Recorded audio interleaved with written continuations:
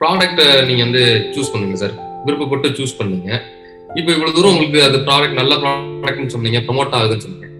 So உங்களுக்கு ஏன் manufacturing பக்கம் தோணாம மர்ச்சன்ட் இருக்கணும்னு தோணுச்சு சார்? இல்ல ஒருவேளை உங்களுக்கு நிறைய ப்ராடக்ட் போகணும்னு தோணுச்சுங்களா? சார் இன்வெஸ்ட்மெண்ட்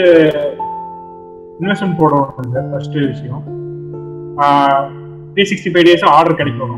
இப்போ சப்போஸ் எனக்கு 365 டே ஆர்டர்ஸ் இருக்கு, 2-3 இயர்ஸ்ல பாத்தீங்கன்னா எனக்கு 24/7 மிஷின் நிக்காம ஓடுறதுக்கு எனக்கு ஆர்டர் வருது அப்படின்னா நான் அப்ப அதை யோசிக்கலாம். சரி நம்ம போடலாம், இன்னும் கொஞ்சம் மேனுஃபேக்சர் சைடு இருக்க ப்ராஃபிட்டை கொஞ்சம் நம்ம எடுத்துக்கலாம் அப்படிங்கிற மாதிரி யோசிக்கலாம்.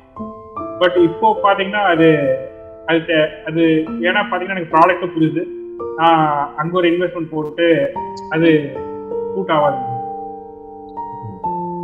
சப்போஸ் இன்னும் 2 இயர்ஸ் நல்லா ஓரளவுக்கு பிராண்ட் ரீச் ஆயிடுச்சு, எனக்கு பாத்தீங்கன்னா 365 டேஸ் நிக்காம ஆர்டர் இருக்குது அப்படிங்கிறப்போ ஒரு சான்ஸ் கொடுக்கலாம் சார். அது எக்ஸ்போர்ட்ட கத்துக்கிட்டா போதுமா?